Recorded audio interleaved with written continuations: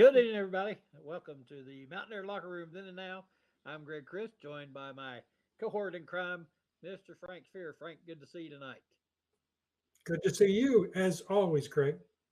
I said before we went on that music we needed us a martini and a cigar to kind of get the intro going there. Nice intro by Darren. And speaking of Darren, I wanted to mention right off the top here that I believe he's celebrating his 25th birthday today. So happy birthday to Darren. So anyway, we got a good another good show. We think tonight. Got as always, Frank, a lot of stuff going on, a lot of good things happening in Morgantown, and we're going to try to touch on a few of those things tonight. And then we'll have along with our special guest Gary Lombard going to join us a little later on in the hour, and we're looking forward to that. Should be another good show. Yeah, always look forward to it. For folks watching, a lot of work goes in to enable us to be with you on Wednesday nights. And we're really pleased. Again, I join you in wishing Darren happy birthday. We couldn't do this without him, obviously. Absolutely does a fantastic job and gets stretched out. He was talking tonight about covering basketball games and plus doing our show. And so we'll mention the show will be on live on everything except I think Facebook tonight. It'll be on later on Facebook at 8:30. He's got crews spread out doing basketball games. Girls regional games are kicking off, so he's covering those for our local area. So hats off to him again, and we appreciate him more than he knows, and appreciate him getting this fine broadcast on. He does a great job with the graphics and the picture quality and all that. Probably one of the best, if not the best, streaming in the state, without a doubt. And we appreciate him so much for that. A couple other things we want to mention. I think I mentioned you earlier. We heard from our good friend Mike Dunlap today, who's recovering in the hospital. Mike helps us out a lot with the show. He's been very, very sick here in the last few weeks, and spoke with him today on the phone, and he seems to be feeling pretty good right now. So hopefully we'll keep our thoughts out for Mike, and hopefully he'll continue to improve. Also, we want to mention as well, Mickey Plumley. Mickey not with us again tonight. Mickey's going to take some time off, I think, prior to our football show at the 1st of April, and he's going to, I think, join us for that one. But until then, Mickey will be off. He's in the middle of moving and trying to get all kind of things done, and he's just running from here to there. So. Plus, trying to play some golf, I think, and that's his top priority. We wish Mickey the best. We hope, hopefully, he can get back with us soon. Yeah, we really do, and he is so excited about moving back to West Virginia, and he's a native, has lived in Georgia since the late '80s, and so, but it's not easy when you're moving, making a major move, especially when it's interstate. So. Mickey will be with us. We'll have more information about the April 5th telecast from Kegler's in Morgantown.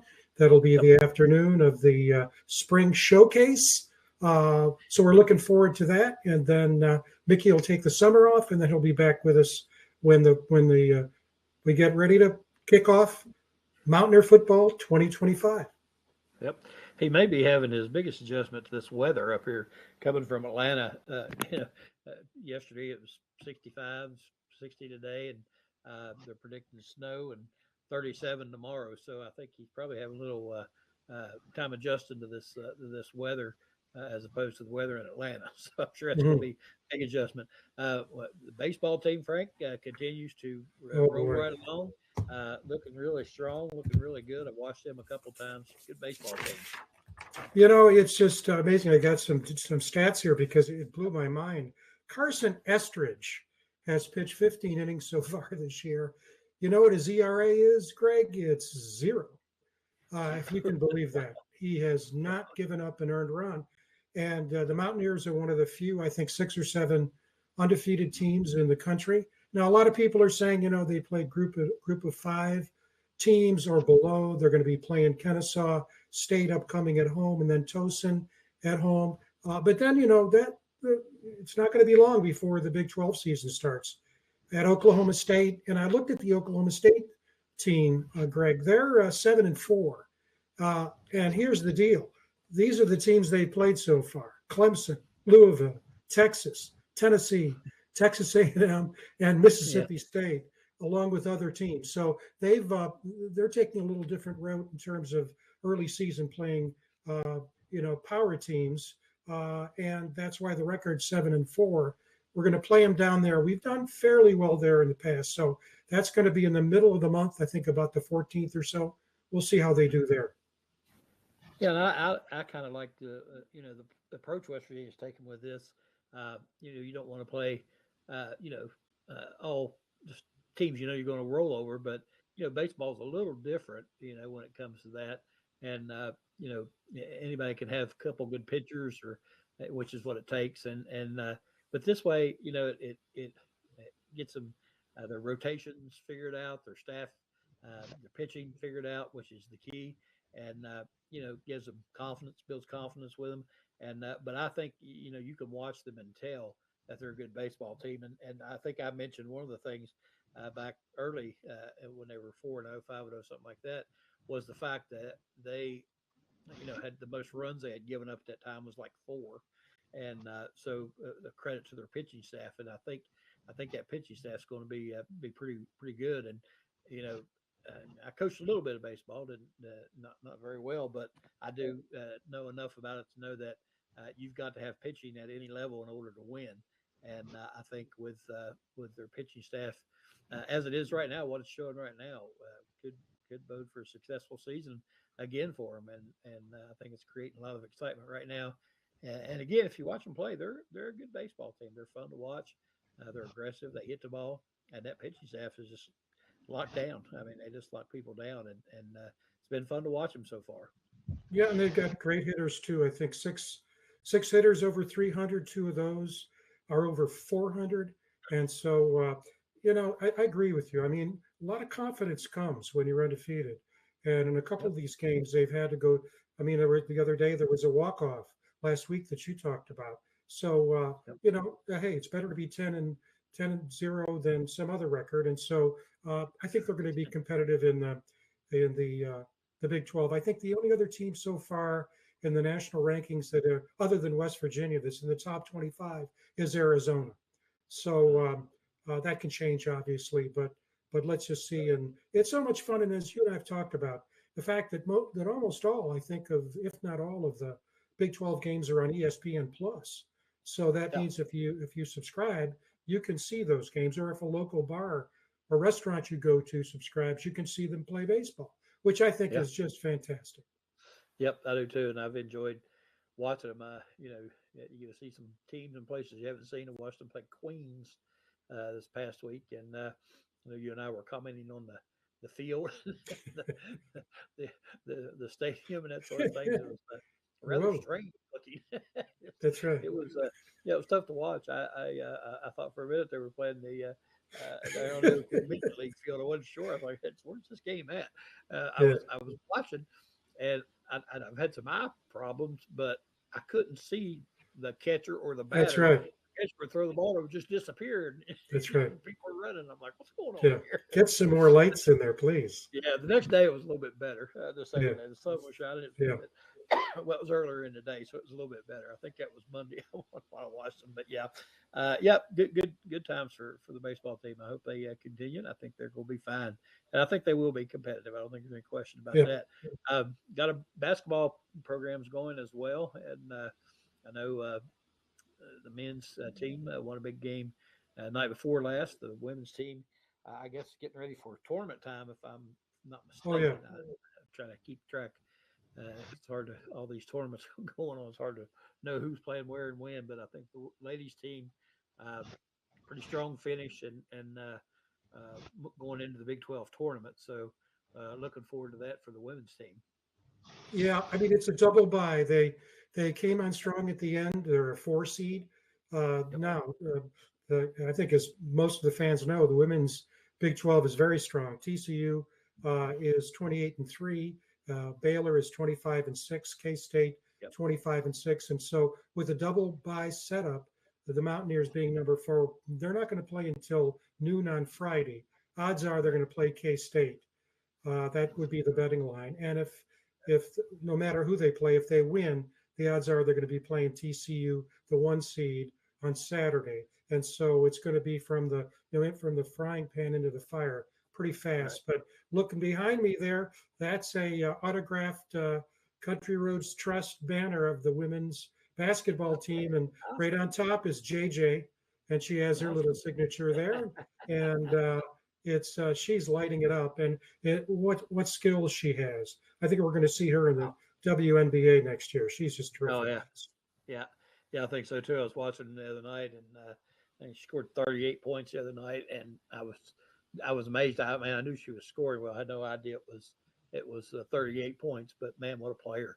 And I think she's averaged 29 in the last 5 or 6 games that they've played. So she's been on fire, and they really need her producing like that, to have a chance. I think they're a pretty good team all around, but she's the key Mhm. cog in the cog, and I think she's playing like that.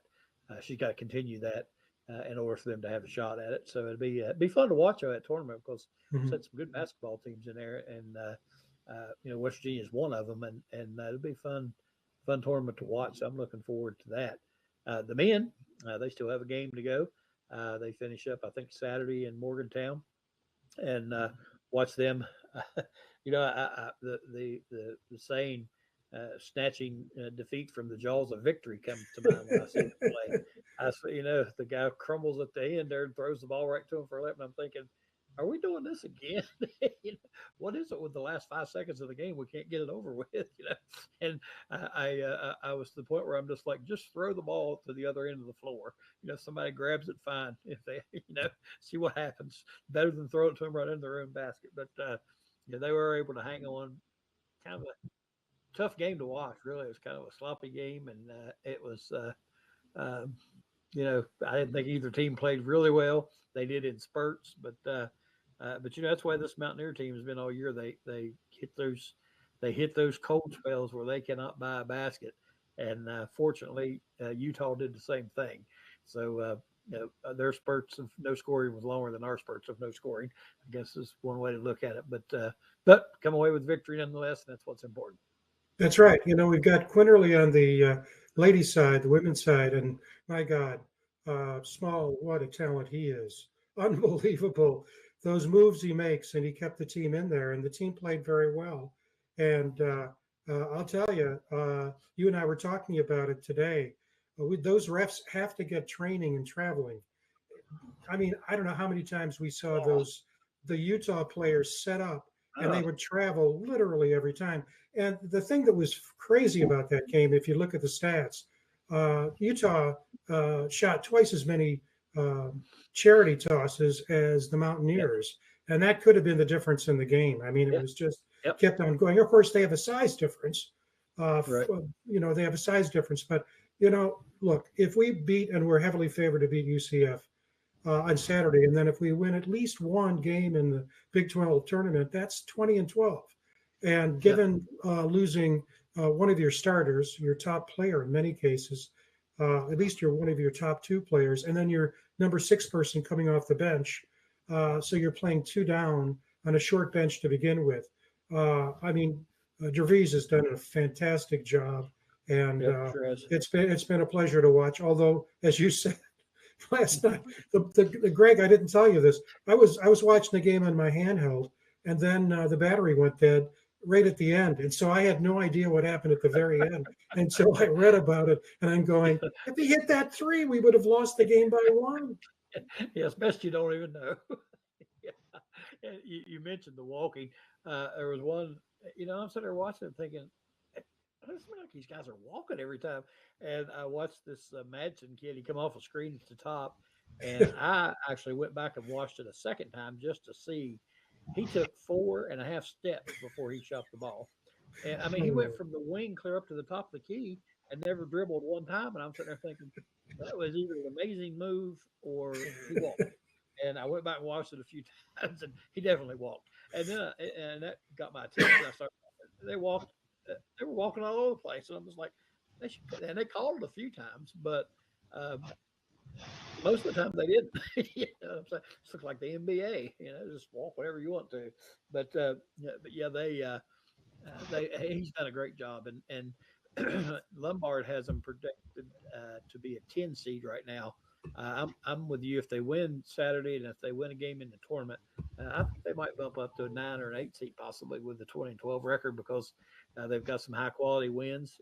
Or Kansas, Iowa State, won some big games, and they've done it with the adversity of losing players. And you mentioned the sixth man. I never can recall his name, but I have heard from various people that that sixth man might be the best basketball player on the team, even including DeVries. And I thought you lose two guys like DeVries and him. That's tough to overcome. So they have overcome a lot of adversity, and have at times played extremely well.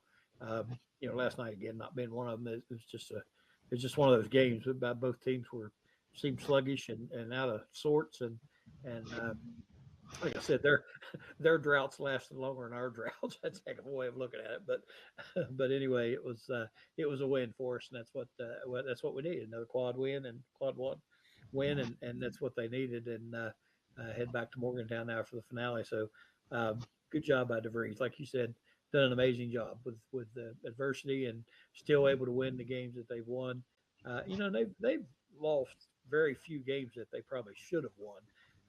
They've won several games that they probably shouldn't have, but they've lost very few. A lot of times you look at it and say, well, they should have won this one, they should have won this one, but you really don't see that much with WV. You look at their season. There's not a whole lot of games on there where you look at it and say they should have won that game. The games that they should have won, they've won, and they've won several games that they probably weren't expected to win. So, again, hats off to Freeze and the coaching staff for doing a fantastic job. Yeah. While you were talking, I looked it up. It's Jaden Stone. Jaden Stone came from Detroit Mercy, and he played at Grand Canyon before that. He's a real shooter, and they missed that. But they're doing it. God bless him. And so I think you're right. I think we're going to see him in the big dance. Yep. Could be a fun thing. I've got an audience dog cheering here for me, so it's quiet now. But the cat sits and stares at him, and he wants to bark and play with the cat. And the cat's too old and don't want to fool with him, so he smacks him in the face a few times, and that gets him riled up. So if you hear that going on in the background, you'll know I'm not beating on Jody or anything like that. It's the dog carrying on. All right, enough of this, Frank. I think it's time to bring on our special guest. I'll let you do the intro. Pretty excited to have this guy on. I remember watching him play very well. I was, of course, a fan back then, and we talked before the show about Tom Pridemore playing with him. We didn't watch a lot of games back then. We sure did listen to them. They were never on TV, so that's right. But the 75 Peach Bowl has a special place in my mind. I think I mentioned that on another show, and so we're excited about having him. So I'll let you go ahead and do the honors of introducing him. Yeah, well, Gary, come into the studio. Darren will bring you in, and we're so pleased to have you here. I've gotten a chance to get to know Gary a bit, and he's the real deal, just like his playing partner said he was. And he's also plays a very important role. All these teams, all these alumni teams, tend to have a leader who brings them together, keeps them together, bails them out of jail, right, Gary? And Mickey Plumley plays that role for the '69 Peach Bowl team, and you play that role for the 75 Peach Bowl team. And Darren, when you have a chance, if you could throw up that photo of the 72 freshman team, I know that Gary's going to want to talk about that because unlike today, those guys stuck together from 72 to 75, and then it really made a difference. But thanks for gracing us today, Gary. It's so great to see you. Okay. Hey, great to see you gentlemen as well. I just wanted to go ahead and tell you it's an honor to be on the show, and I thank you very much. So what all do you want to know? You tell me, and I'll spill the beans. By the way, yeah, I do bail those guys out of jail now, but that's only I owe them some from when they got me out of jail a lot ago. Well, I'm going to turn it to Greg here, but one of the things we talked about, and Greg knows, you've got to tell the Tommy Bowden story and the 1 hour. I'll let you know what I'm talking about, but Greg, take it away, and we'll hear more about Gary and those great Mountaineers back in the day. That's right, and yeah, we want to hear the one arm receiver story, and I think that'll be a fun. You know what? I think we just go ahead and start off with that one. It's a classic, Okay, so that'll we get can us start started. off. It'll Now get us started. Go ahead with that. that was given to me by one of Tommy's closest friends here in Morgantown, and he told me that, yeah, you could swear secrecy. I said, "Oh, absolutely." The story even gets funnier because what had happened? There was a fellow from Morgantown. He was traveling through South Carolina. This was when Tommy was coaching at Clemson. He was down there on business, and there happened to be the Tommy Bowden show on. So he figured he'd go ahead and give him a call on the Tommy Bowden show. So he gets on there and he says, "Is this Tommy Bowden?" Tommy says, "Yes, Tommy Bowden." He goes, "Is this Tommy Bowden from Morgantown?" "Yeah, this is Tommy Bowden from Morgantown." "Is this the same Tommy Bowden that got beat in that championship game by a guy that only had one arm and you couldn't guard him and he caught the touchdown pass?" And Tommy stopped and he goes, "Who is this?" So evidently the way it all occurred was Buckhannon, they were playing Buckhannon. They had a fellow that had one arm, and he was their tight end. Guess he was a great blocker and everything, and they just disregarded him as being a receiver. So they were down to like the final plays of the game, and evidently Tommy got, his responsibility was guard this guy. Needless to say, this guy goes out for the pass. He catches the touchdown pass. Now Tommy's never going to live this down, and it's just Tommy, you're the only guy I know got beat by a one arm receiver. Now come on, what's Claim to fame. That's yeah, pretty it sure is, and but Tommy takes those things well. Tommy's a good individual. I talk to him often. He comes to Morgantown. Now that I live in Morgantown again, I get to see him often, and he's coming. He spoke. He spoke at a couple fundraisers that I was involved with back when I was in Parkersburg. Um, One of the fundraisers, here's a story for you. Is one of the fundraisers he got up and he met me beforehand. He was in my office and we talked for a couple hours and he got dressed and there in my office and he goes there. So he's up there talking and he goes, "Hey, I do want to introduce one of my very good friends. It's here, Gary Lombard. You all know him." And Tommy said, "When my dad recruited Gary, he came home and he was all excited. He says, this guy, he's a big guy, agile, he's a good athlete, and he's an honor student. He's an honor student." And he said, "He's an honor student." Yeah, yeah.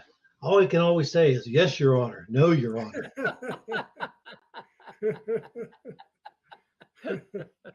That's great. That's great. Yeah, that's great. And speaking of Coach Bowden, I know our listeners, of course, everybody in West Virginia loved Coach Bowden and love to hear stories about him. Talk a little bit about your playing time with Coach Bowden, what that was like, and what he meant to you and your life even after football.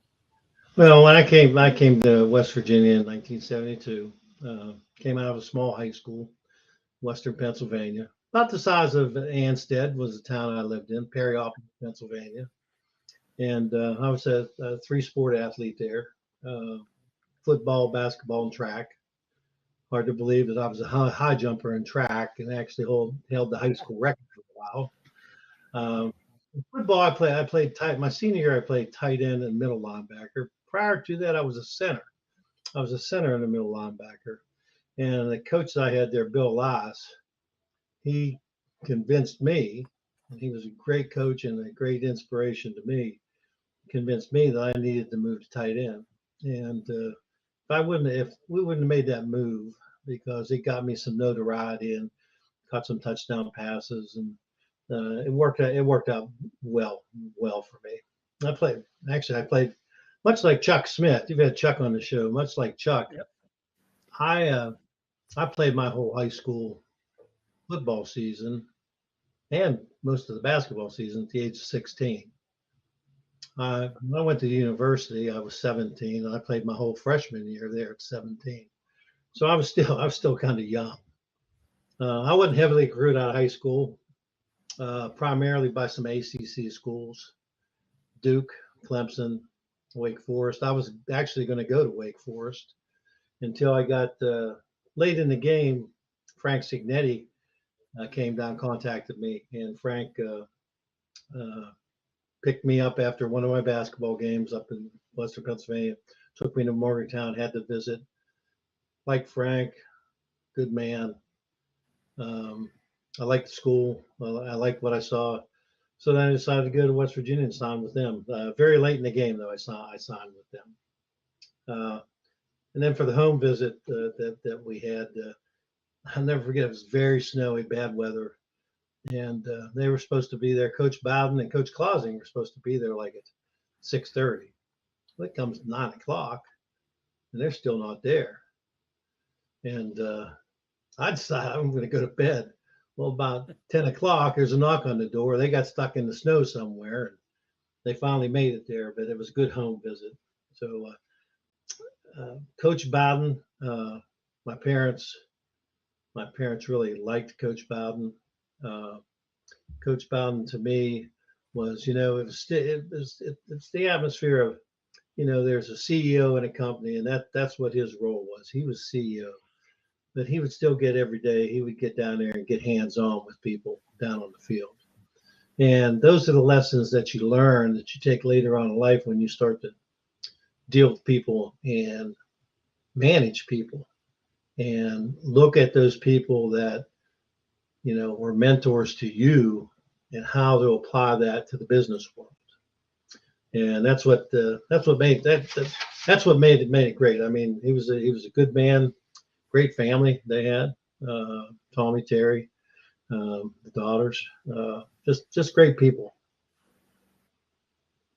You, of course, played the 75 Peach Bowl and won that Peach Bowl. And again, I mentioned it holds a lot of memories for me, but tell us about your experience there in that Peach Bowl. I know. Well, actually, expect us to win. I actually played in the 72 Peach Bowl as well. Me too. Okay. I was a freshman, and there were some injuries that occurred, and I got moved up to varsity late in the year, and I made the trip to Atlanta, and I'll never forget old Duke Henshaw. Old Duke, he'd say, "Now quit looking at," we stayed at the real nice hotel. We stayed at the Regency Hyatt House with a big lobby, high up, and Duke kept going, "Quit looking up, you're gonna hurt your neck. Quit looking up, you're gonna hurt your neck." Because it was just amazing to me. This hotel was just fantastic. But I got to play, probably a lot in the second half of that game because it got kind of out of control. We got beat pretty soundly in 72. I think it was 49-13 or something like that. And then the next couple years, at West Virginia, we were 6-5 in 73. We were 4-7 in 74. And there were good players on those teams. They were really good players. And in 75, we weren't looked upon very highly, quite honestly. There was a number of people that projected us to only win 1 or 2 games that year. And we turned around and managed to win nine games that year. We were 9-3 with a win in the Peach Bowl. That was a great game, great victory for us. Because we played Lou Holtz in 72. And then we played Lou Holtz again in 75 when he was at North Carolina State, both those years.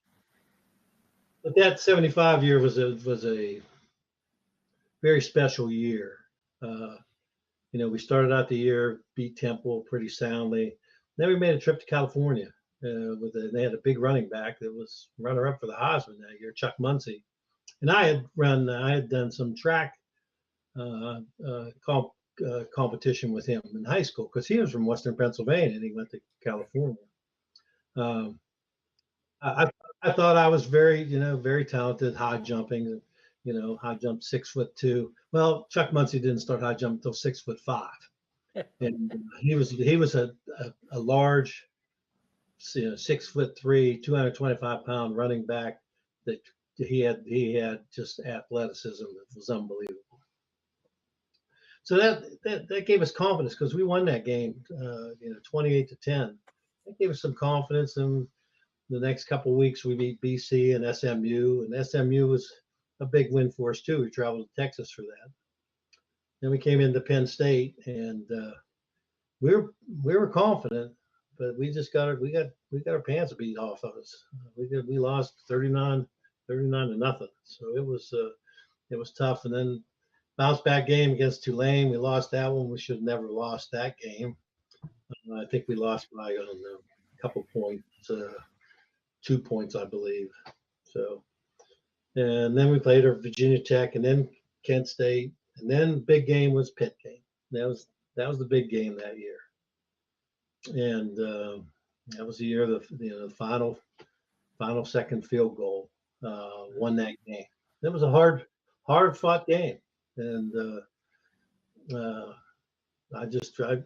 That year was just great. We lost one more game that year, and that was against Syracuse, and that was on a very questionable call at the end of the game, going for a 2-point conversion.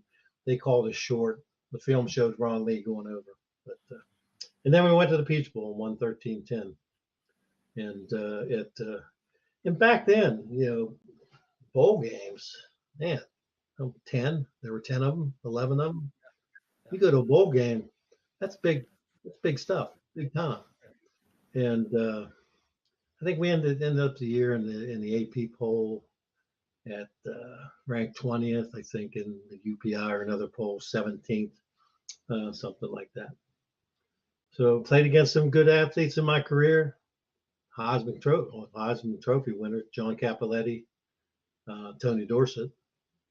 Tony Dorsett was that Pitt game in '75. He had already surpassed 1,000 yards going into that game, and we managed to hold him down to, I can't remember whether it was just at 100 yards or under 100 yards, but that's pretty much about that year and the Peach Bowl. It was a great year, my senior year. Oh, yeah. Here's your picture. Yeah, Memory lane a little bit. This is your, I think, freshman picture. Frank said.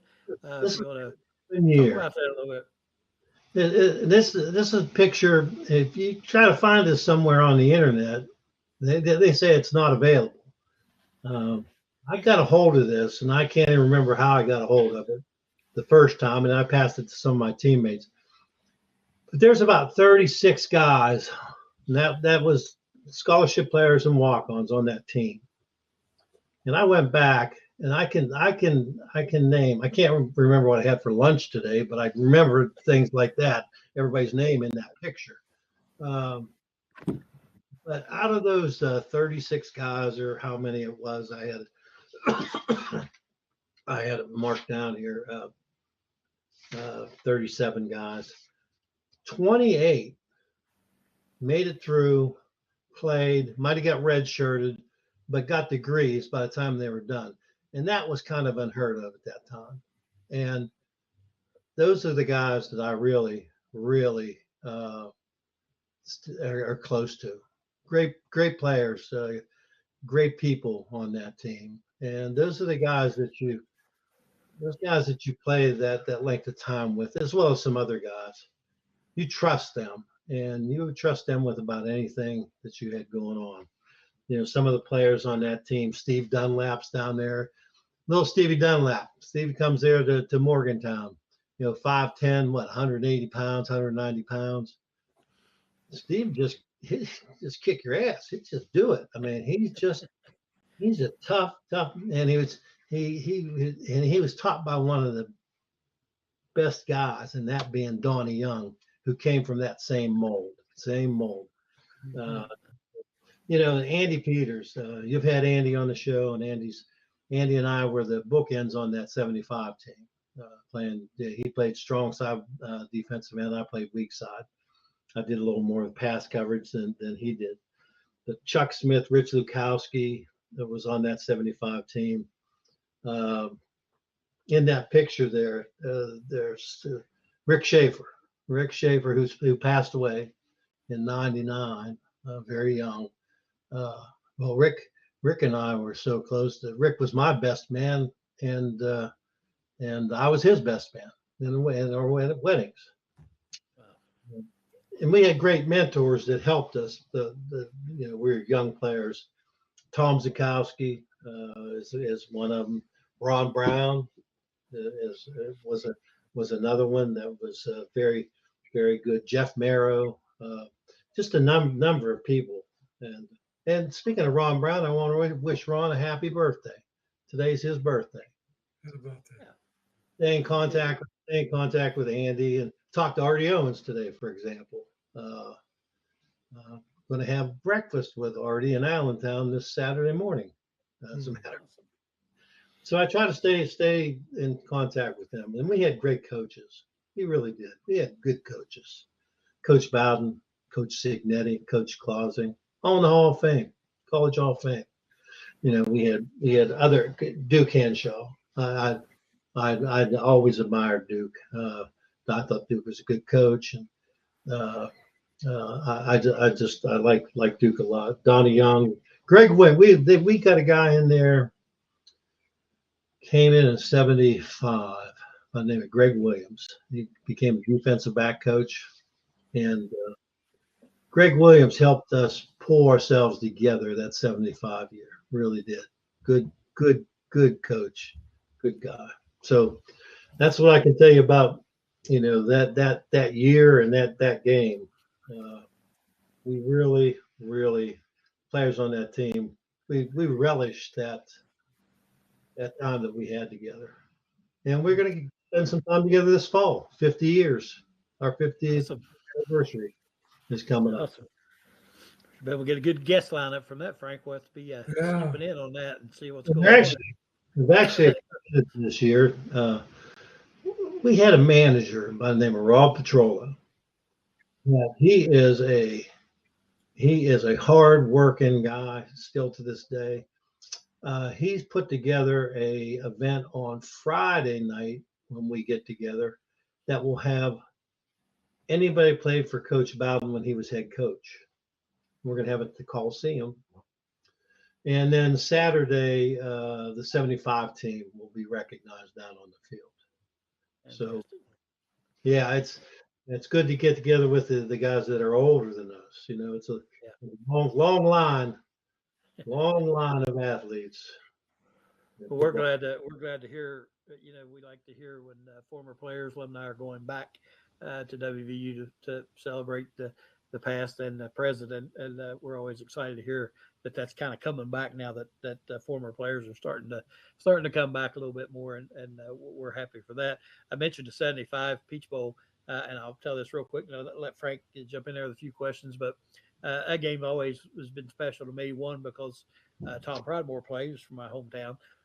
The other thing is that his father and my father were pretty good friends, and my dad was sick at the time with ALS. He actually died in '77, but he was able to go.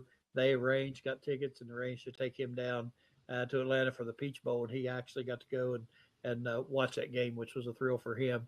And I always appreciated that from the Pridemores and the other folks in the community that helped make that possible. So that game always was a special memory for me. We watched, and of course, winning the game made it even better. But yeah, we had a hometown guy playing, and my father got to go to his last football game he got to see. So that's really a cool time. Frank, you want to jump in there and ask and Tom got to play a lot more in that stadium, later on. Yeah. Yep, it's been a few years there. In fact. That's right. Sure. Well, one of the things that Greg and I talk a lot about, and you're another example of this, is that you kept on talking about name after name, and we've had a good share of those guys on the show. That's why we're so pleased to have you this week, Gary. Have done so well in life after the football days were over. So Greg and I always like to ask our guests, talk about life after WVU, I know you were in business and successful. Where you're living now, and talk about what happened after you left Morgantown as a student athlete. Well, I stayed in Morgantown for a little while after I was there, got my degree. I worked in the mining industry for about 5, 6 years. I can't remember what it was. I used my business degree. I went to work for a company out of Parker called SBR Incorporated.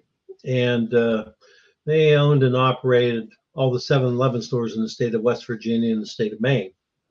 And I worked for them. And from about 83 to 89, but doing different things. Came in as a trim. He became a supervisor, 10 stores down the Kanawha Valley. And then I became buyer merchandiser for the company. And then I became buyer merchandiser as well as gasoline. So I progressed through the organization. I had a great team around me that helped me grow. Then in '89, we bought another company. In '88, we bought another company called Woodcraft, which sells woodworking tools, books, supplies, and does a lot with education. And it was a small company, about $5 million company. Had one retail outlet, and they asked could I move over there to that company and help build that up. And so that was in '89. Moved to Boston, lived up there for 3 years, and had organized a great team that we worked together, and we developed the retail concept and a better package. And we had about 15 stores open, and then we decided to go franchising. So we developed the whole franchise program, and as a group, and about at our peak, we had 80 stores across the country. And I decided to retire back in, I think it was in 20, maybe, 20. I was on retainer for a while. I was vice president in charge of retail and franchise development for the company, and I just decided to retire. But they kept me on a retainer for a couple years. Seemed like I was the only one that knew where all the skeletons were hid in the closets. So they kept me on, and I worked with the fella that took my place, which I recommended highly. A very, very, very capable individual. And then I moved to Morgantown, back to Morgantown. I have a son here. I've been married to my wife now for 47 years. I have lives here. My daughter just today, with her husband, has moved back to West Virginia from California. How about that? They just arrived today after driving for 4 days. Wow. So yeah, they've moved back. My son and his wife have a 200-acre farm outside of Morgantown, and I am a farmhand now. I'm qualified and certified to operate about any farm equipment you got. Always impressive to hear these stories of what people have accomplished since they've left OVU, and this is obviously, Frank, no different. This is a great story, great success. It's always fun to hear these things. West Virginia, if you're a West Virginia athlete and you stay within the state, West Virginia gives you a great opportunity. Mm-hmm.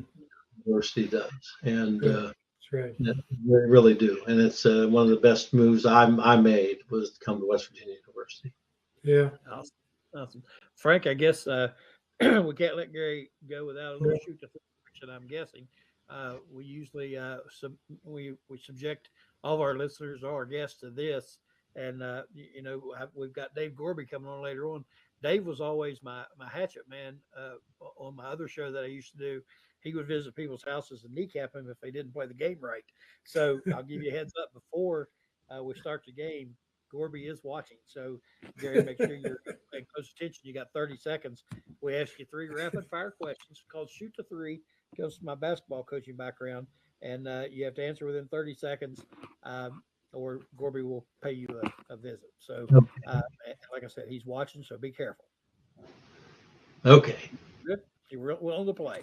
All right. First question. What is something that you're good at that you wish you weren't? Something I'm good at that I wish I wasn't.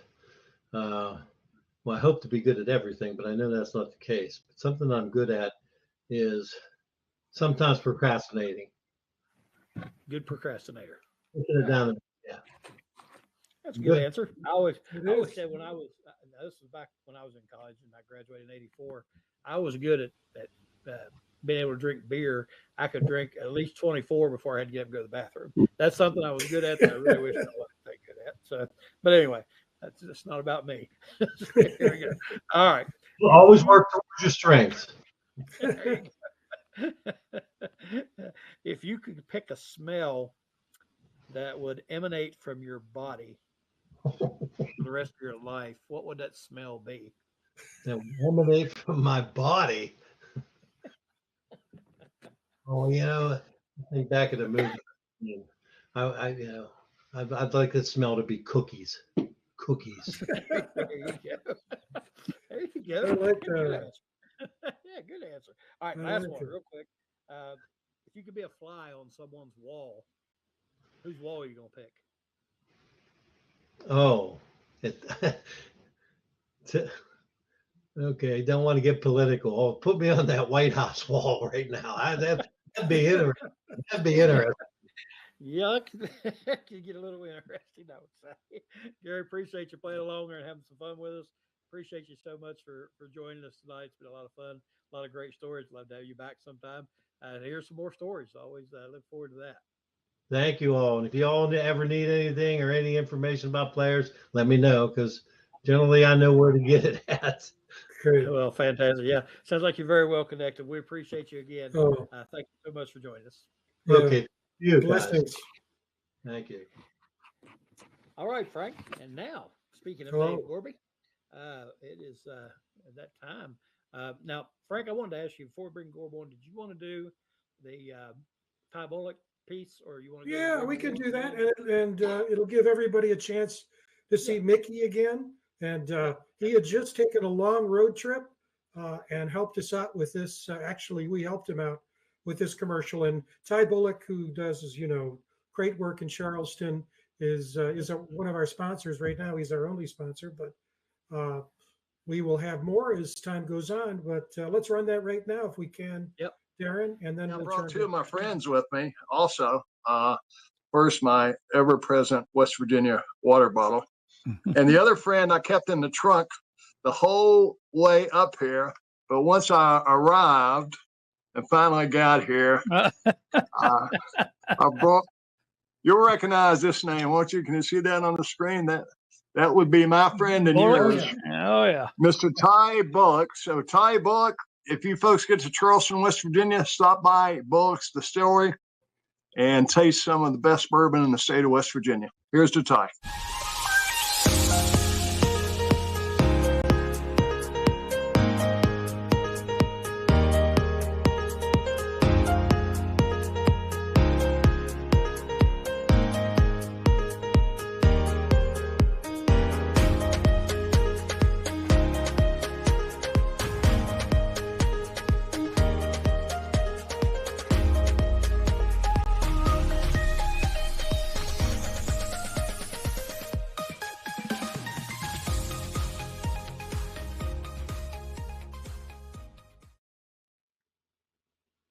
All right, Mickey.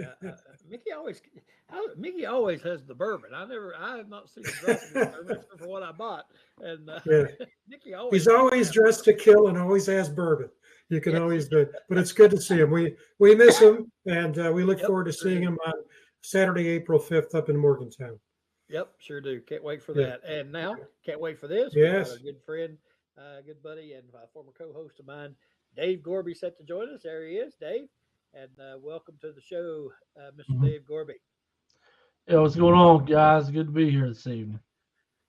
How much Dave does kind of look like an assassin there in that black background, doesn't he? Looking kind of scary in there. You got to go take care of Lombard later on. So, Gord, appreciate you coming in, man. And I know, Frank and I talk a lot about you and your knowledge of WVU and keeping up with the program and transfers in the portal, all that. And I would say, based on what I know that you know and how much attention I know that you pay, your head must be spinning. Oh, absolutely. I mean, I'm just we're wondering what's going on in spring football right now.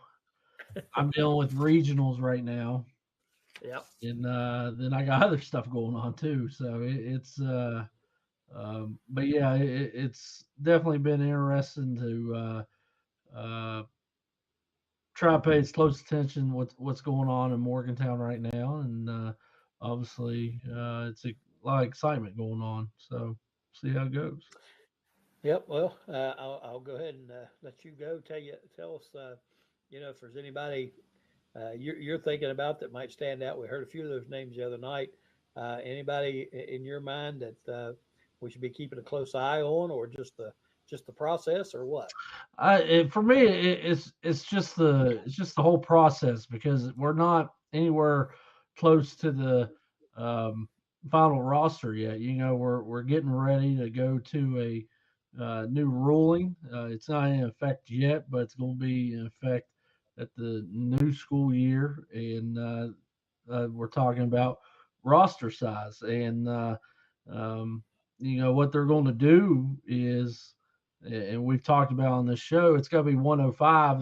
You're got to be able to have more scholarship players, but it's going to be set at 105. So if you want 105 scholarship players, you're not going to have any, just say, walk-ons, and right now that's what Rich is dealing with.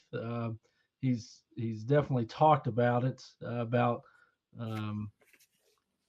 some guys probably leaving after spring ball, and it's going to be probably more than what he's liking. And it's not going to just all be scholarship players. It's going to be walk-on players, and those walk-on players definitely helps things, because that's who is usually the guys that's helping prep for the weekly opponents during the week, and just having depth pieces, and usually sometimes you can find I don't know the word I'm looking for, but sometimes you can find a player or two that you kind of start liking, and you make him a scholarship player after a couple years. So we'll see how that goes.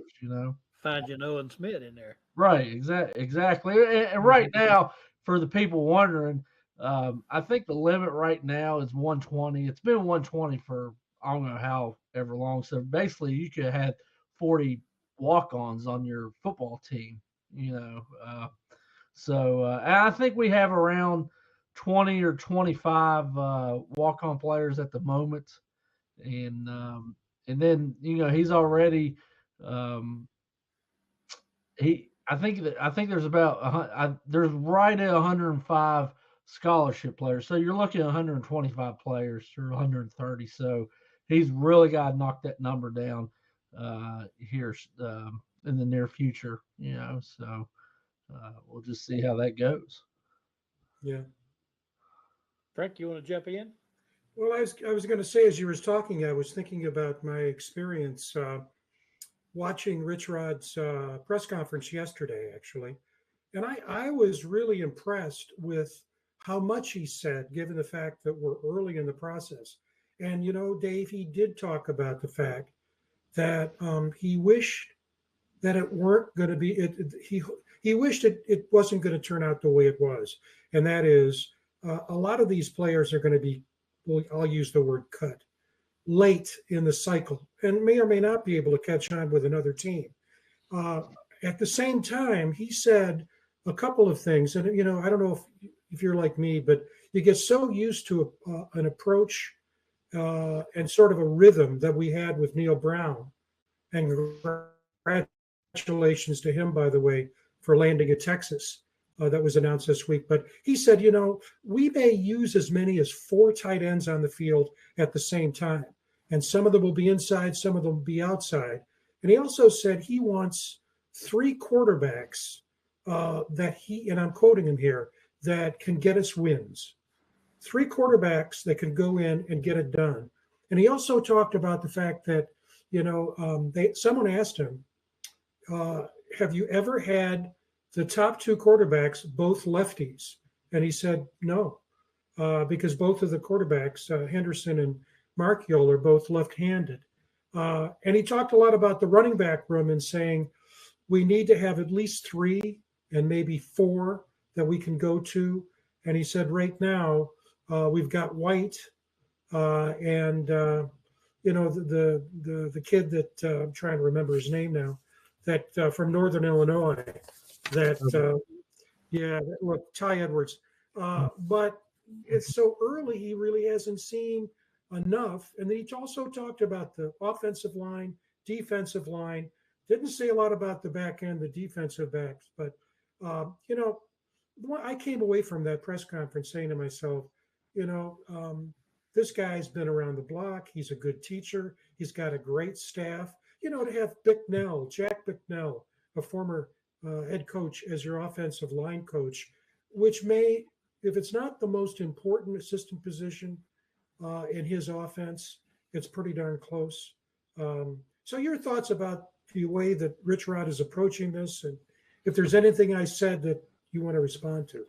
Well, you kind of hit on a little bit the quarterback room. I think we learned that if you're going to have a juggernaut of a team, a good team, that is the one. Of course, that's the position everybody looks at, but that's going to have to be that's going to have to be your best player. And I'm not knocking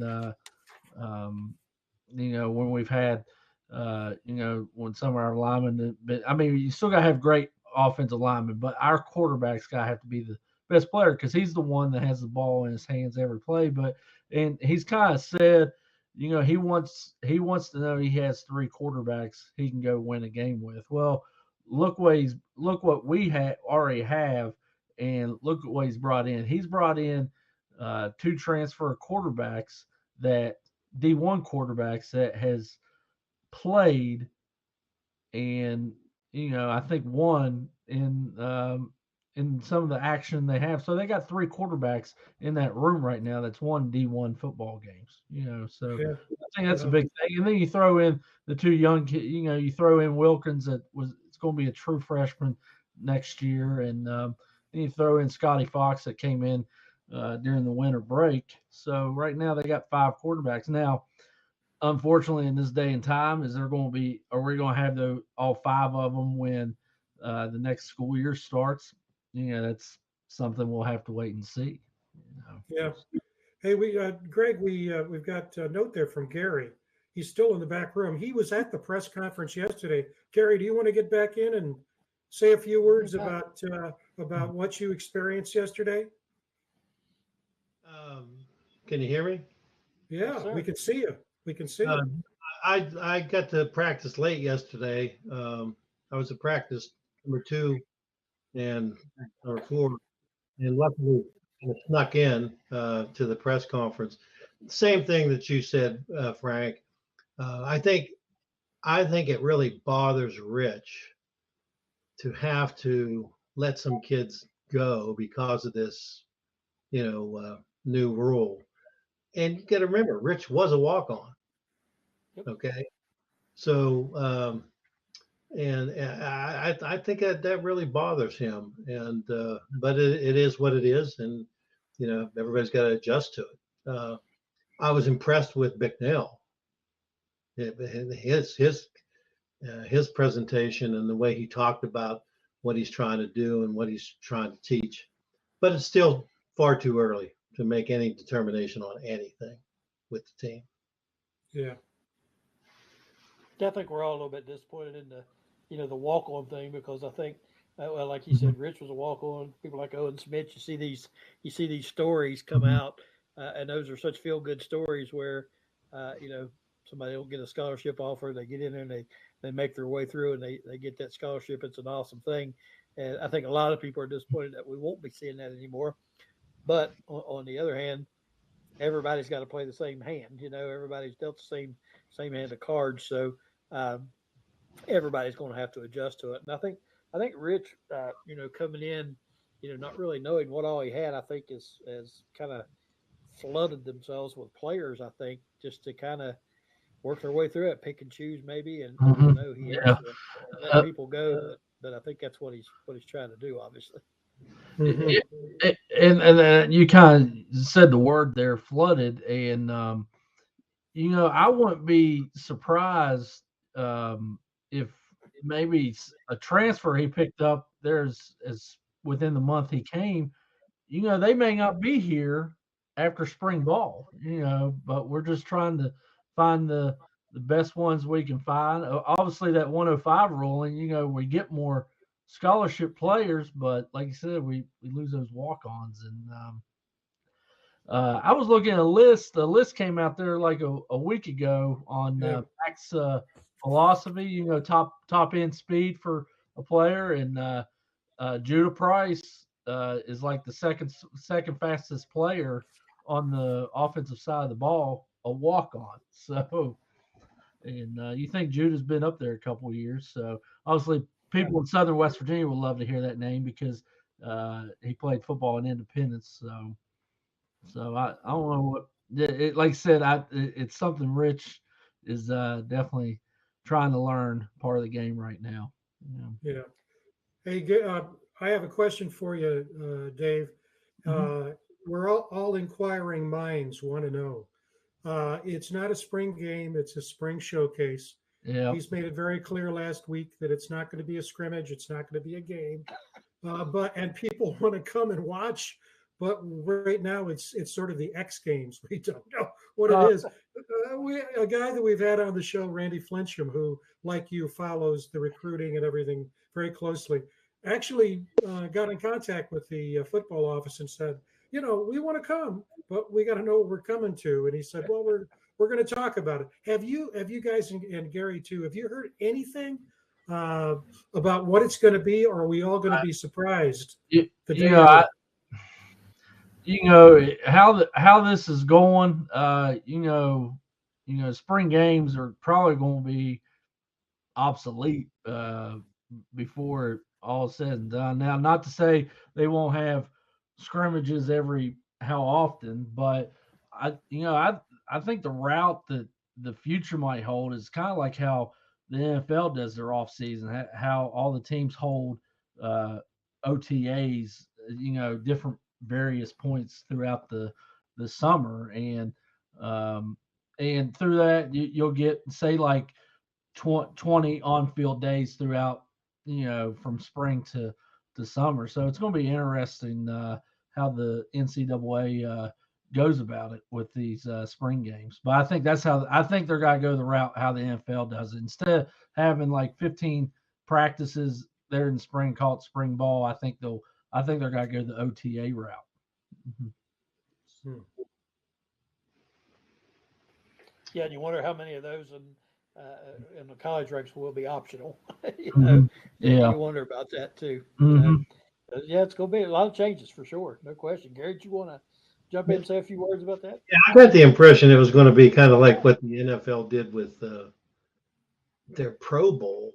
They play flag football now, okay, Yeah. and it's a skills competition, and I got the impression there's going to be maybe a lot of that, but I've never heard exactly what it is. But I just got that it was kind of that way last year too. Even with Neil, they wasn't a real scrimmage, and I think and Rich is a guy that likes to scrimmage.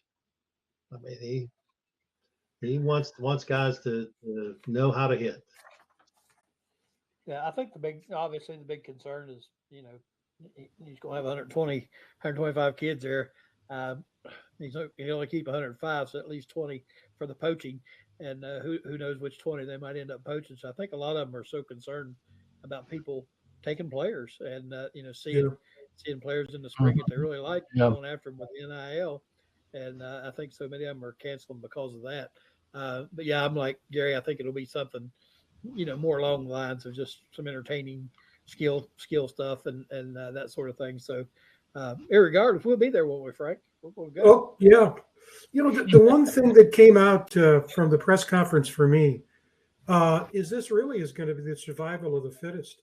He fielded a question, Rich did, and said, a lot of programs, they teach slow at the beginning and then accelerate it. He said, we do just the opposite. We teach fast. And so these kids have to pick this up. And he said, what we don't want to do as coaches is to have to repeat. So these kids are not only fighting for a job in the depth chart, but they have to internalize this very quickly. I think there are only like 10 or 12 practices left. And he made it also very clear, you were there, Gary, that he's going to go into the portal after spring. 10, 12 more. And so, he's got to be able to figure. In fact, when he was asked the question, what about the quarterback? When are you going to name the quarterback? He asked his assistant, what time is the first game? And they said 1:00. And he said, well, 12:59. And then it was a joke, but he said, these guys are going to battle each other until it's time for the whistle to blow. Yeah, he was very, very clear on that, about that. And then another thing, he feels the weakest room is really that wide receiver room. Oh. He's got to do something there. But he was interesting, the way that he presented everything. He did a good job. Yeah, he did mention 3 names. He said Rodney Gallagher is not going to play defense.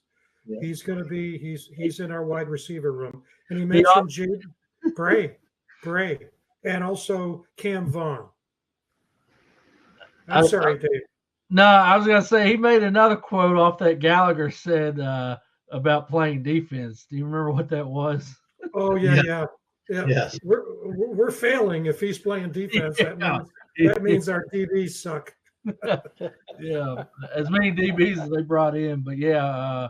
Like I said, he did mention those 3 names. Of course, Cam Vaughn was his main guy down at Jack State last year, but he wants speed. That's what he wants. And if you looked at that list, Cam Vaughn was on top of that list.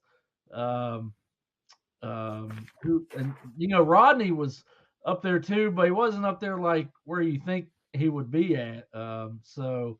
It was just a list of the offensive skill players. So, so we'll see that, but that's definitely what he wants on that outside in the open space. He wants that speed. So it's going to be interesting how many. Obviously, if you think, most of those walk-ons are probably going to be gone, but like I said, there's going to be probably around 10. My guess, around 10 scholarship guys that are going to leave just so he can bring in more scholarship guys. So it's going to be interesting. I think Gary hit the nail on the head with the receiver room. He needs a couple more speedy guys out there. So I'm looking at the list right now, and of the 126 guys that are on the roster, I think something like 15%. When you add wide receiver and cornerback and safety, that's about almost 30% of the roster. Mm-hmm. I mean, so you can see they have to whittle that down. Yeah. Mm-hmm. Well, we can say this: what little we know about it right now, we can say that we're going to enjoy watching, seeing how it all unfolds. Going to be interesting. I'll say that, and I think a lot of people are excited just because it's going to be a new era. Maybe a refurbished new era, and I think people are excited about it. It's going to be fun to watch, see how this unfolds, and see what his strategy is. I think that's going to be interesting. What's his plan? How's he going about all this? And as practices get going, and we see more and more, probably figure out more and more, and definitely get back and go over. Maybe start going over some individual players and that sort of thing that you've seen and know about and think may have big impacts, that sort of thing. we'll definitely do that again. Frank, anything before we go? I got to shout out my neighbors watching tonight on the NRN TV channels on 17 and 4 here on the cable. Mary Lou Walker and Paul Hutchinson. That's my two sweet neighbors that live next door. My wife's over watching the show with them, so I appreciate them. But Frank, anything to close up with? No, this has been great, Gary. Thanks so much for being with us, and it's always good to see Dave. We're going to have you back again, and yeah, I mean, one of the things that's great about this is that there's no cookie cutter on this. I mean, we're going to all be. It's like a television series. You got to stay tuned, but that makes it fun. That's right. That's what keeps it interesting. So again, Gary, thank you so much taking some time to join us. Gorbs, thank you. I know you're super busy right now. We appreciate you dropping Yeah. in, and we'll get you back very soon. Mhm. And we appreciate everybody for tuning in and watching tonight. Reminder: you can watch on Facebook after Yep. 8:30 on the replay. You can watch it everywhere else live. And you can watch it over and over again if you'd like. I'm sure you'd like to do that. But we do appreciate everybody for tuning in. We appreciate Mickey, Ty, and all those folks that have watched us for tonight. For Frank Fear, I'm Greg Christ. We hope you enjoyed tonight's episode of the Mountaineer Locker Room. Then and now, we will see you next week.